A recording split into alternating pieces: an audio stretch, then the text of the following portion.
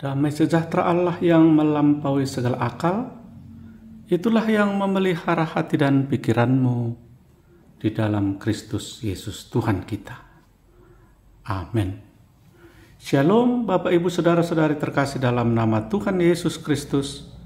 Kita bertemu kembali melalui channel YouTube AB Ministry ini. Semoga persekutuan kita melalui channel YouTube ini dapat memberkati Bapak Ibu Saudara-saudara dimanapun berada.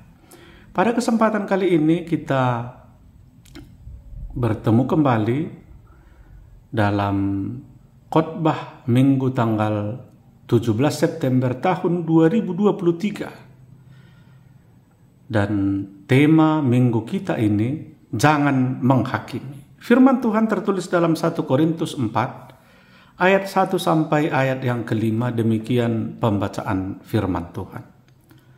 Demikianlah hendaknya orang memandang kami sebagai hamba-hamba Kristus yang kepadanya dipercayakan rahasia Allah, yang akhirnya dituntut dari pelayan-pelayan yang demikian ialah bahwa mereka ternyata dapat dipercayai. Bagiku sedikit sekali artinya, entahkah aku dihakimi oleh kamu atau oleh suatu pengadilan manusia. Malahan diriku sendiri pun tidak kuhakimi, sebab memang aku tidak sadar akan sesuatu. Tetapi bukan karena itulah aku dibenarkan. Dia yang menghakimi aku ialah Tuhan. Karena itu janganlah menghakimi sebelum waktunya, yaitu sebelum Tuhan datang. Ia akan menerangi juga apa yang tersembunyi dalam kegelapan, dan ia akan memperlihatkan apa yang direncanakan di dalam hati. Maka tiap-tiap orang akan menerima pujian dari Allah. Demikian pembacaan firman Tuhan. Saudara-saudara, firman Tuhan berkata, jangan kamu menghakimi supaya kamu tidak dihakimi. Karena dengan penghakiman yang kamu pakai untuk menghakimi, kamu akan dihakimi, dan ukuran yang kamu pakai untuk mengukur akan diukurkan kepadamu. Mengapakah engkau melihat selumbar di mata saudaramu, sedangkan balok dalam matamu tidak engkau ketahui?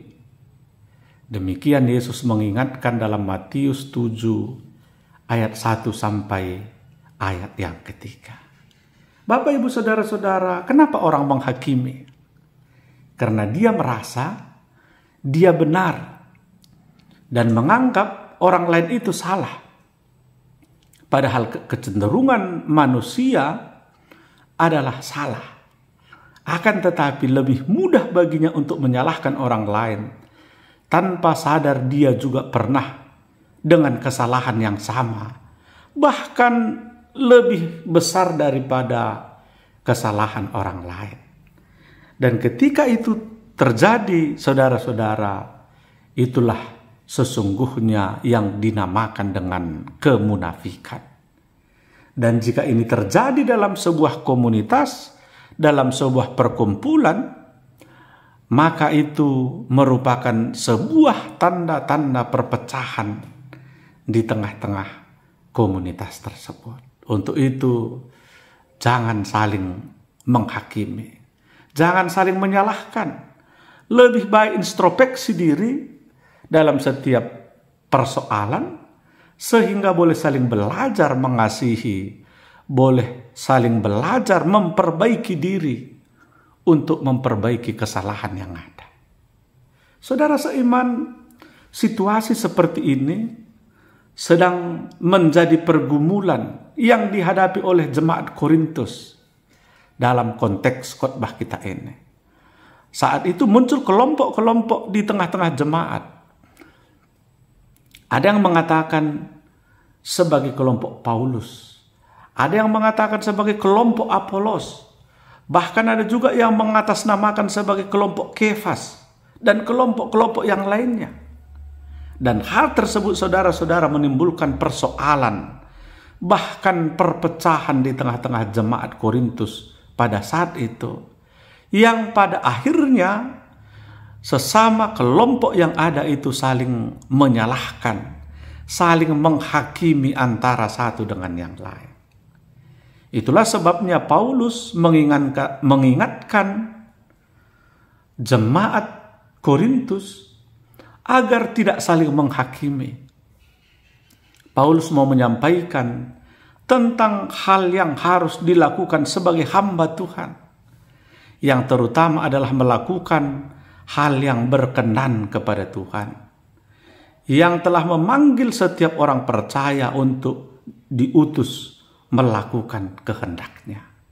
Bahkan kalau kita baca tadi Bapak Ibu Saudara-saudara, sesungguhnya Paulus mau mengatakan bahwa penghakiman itu bukanlah hak manusia, tapi itu adalah haknya Tuhan. Hanya Tuhan yang boleh sebagai hakim atas dunia, atas manusia di dalam kehidupan kita ini. Untuk itu Bapak Ibu Saudara-saudara, melalui khotbah kita hari ini mau mengajarkan kepada kita tentang beberapa hal. Yang pertama, mengingat dan harus kita pahami bahwa kita ini adalah sebagai hamba dan pelayan, bukan sebagai tuan. Saudara-saudara, kalau ada orang yang menganggap dia sebagai tuan, maka dia akan memandang rendah terhadap saudara-saudaranya yang lain. Tapi kalau ada orang yang menganggap dia sebagai hamba, dia sebagai pelayan, maka dia akan berusaha untuk melakukan yang terbaik kepada saudara-saudaranya. Dia akan berusaha untuk melayani antara satu dengan yang lain.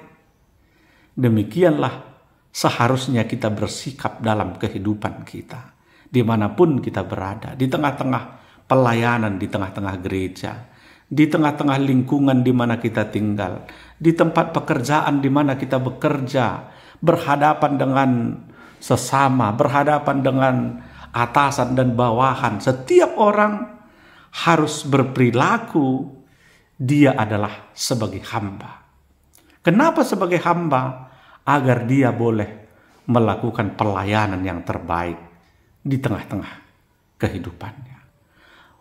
Merasa sebagai hamba bukanlah menjatuhkan harga diri kita, tapi perilaku sebagai hamba sesungguhnya membuat kita, sikap kita, perilaku pelayanan kita boleh melakukan yang terbaik, karena kita menghargai, menghormati yang lain itu sebagai sesama, sebagai orang yang harus dihormati, yang harus ditinggikan di dalam kehidupan kita. Untuk itu, kita harus ingat bahwa kita adalah sebagai hamba, sebagai pelayan, bukan sebagai tuan yang harus dihormati. Dengan demikian, kita boleh meningkatkan pelayanan kita. Kita boleh menghargai sesama kita. Bukan untuk mengkelompok-kelompokkan atau bahkan menghakimi seorang dengan yang lain. Tapi kita boleh melakukan pelayanan yang terbaik di tengah-tengah kehidupan kita. Yang kedua, Bapak Ibu Saudara-saudara, saling mempercayai antara satu dengan yang lain.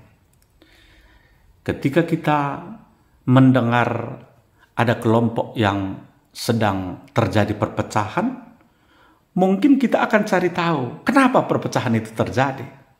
Siapa biang keroknya? Siapa aktor di balik semua ini? Kita bisa saja melakukan seperti itu. Tapi saudara-saudara, ketika dalam konteks khotbah kita ini, ketika Rasul Paulus mendengar tentang perpecahan yang terjadi di jemaat Korintus, mungkin kita berpikir jemaat Korintus itu terjadi perpecahan, Rasul Paulus mencari siapa yang melakukan perpecahan itu. Mungkin kita bisa berpikir seperti itu. Tapi saudara-saudara, kita melihat Rasul Paulus tidak melakukannya. Dia tidak bertanya kenapa terjadi perpecahan, siapa yang membuat perpecahan, dan lain sebagainya. Akan tetapi Rasul Paulus dengan tegas menunjukkan kepercayaannya kepada rekan sesama pelayan di tengah-tengah jemaat tersebut. Dia tidak mencari tahu siapa yang melakukan apa, siapa menjadi penyebab perpecahan dan lain sebagainya. Tapi Rasul Paulus menunjukkan sikap dia mempercayai pelayan, jemaat-jemaat yang ada di Korintus tersebut. Saudara-saudara, apa yang mau disampaikan? Kalau kita saling percaya, tidak akan terjadi perpecahan dimanapun kita berada. Kita tidak perlu tahu siapa yang melakukan perpecahan itu, tapi yang perlu adalah bagaimana kita mengelola perpecahan itu, sehingga setiap orang boleh saling menghormati, saling menghargai di tengah-tengah kehidupan kita. Jadi sekali lagi, setiap orang harus saling mempercayai antara satu dengan yang lainnya. Yang ketiga, Bapak Ibu Saudara-saudara, jangan melakukan tindakan yang sia-sia. Daripada berputar-putar di tengah pusaran saling menghakimi atau saling mencari siapa yang lebih baik, siapa yang tidak baik, lebih baik mencari solusi dari setiap persoalan yang ada, sehingga setiap orang dapat menerima pujian dari Allah. Ketika kita memahami hal yang demikian, maka setiap orang akan membawa sebuah solusi, bukan membawa sebuah persoalan. Saudara-saudara, untuk itu jangan larut dalam persoalan di tengah-tengah kehidupan, tapi setiap orang harus mencari jalan keluar. Semua orang juga harus rendah hati antara satu dengan yang lain, membuang jauh-jauh rasa tinggi hati kita. Tuhanlah yang menjadi pusat pujian terhadap manusia, bukan manusia. Sebab banyak orang ketika melakukan sesuatu, harapannya adalah sebuah pujian. Tapi itu harus kita robah. Apapun yang kita lakukan, maka Tuhanlah yang dimuliakan melalui apa yang kita lakukan itu. Dan ketika persoalan itu ada, maka setiap orang harus menjadikan persoalan itu sebagai alat untuk bertumbuh ke arah yang lebih baik. Bukan bahkan saling menyalahkan, tapi setiap persoalan boleh membawa kita untuk introspeksi diri, untuk bertumbuh ke arah yang lebih baik. Dengan demikian, tidak ada orang lagi yang saling menghakimi antara satu dengan yang lain. Rasul Paulus katakan tadi, penghakiman itu adalah milik Allah. Tuhanlah yang berhak menghakimi. Tetapi kita manusia adalah orang yang harus bekerja, melakukan pelayanan, melakukan sesuatu, sehingga nama Tuhan dipermuliakan. Bapak Ibu Saudara-saudara, di akhir khotbah ini, kami ingin menyampaikan sebuah ilustrasi tentang sebuah biara yang penghuninya tinggal 5 orang. Biara ini sudah terancam ditutup karena tidak ada lagi peminatnya. Suatu hari mereka bertemu, pimpinannya mengumpulkan mereka semua dan dianjurkan agar biara itu ada lagi peminatnya. Makin banyak lagi orang yang datang mau belajar mencari kebenaran di sana. Maka pesannya adalah setiap orang harus memandang sesamanya sebagai Mesias, sebagai juru selamat. Saudara-saudara, kehidupan pun dimulai. Tidak ada orang yang saling menghakimi, tidak ada orang yang saling menyalahkan, tapi setiap orang memandang sesamanya sebagai Mesias, sebagai juru selamat. Dengan demikian, setiap orang melakukan yang terbaik kepada saudara-saudaranya.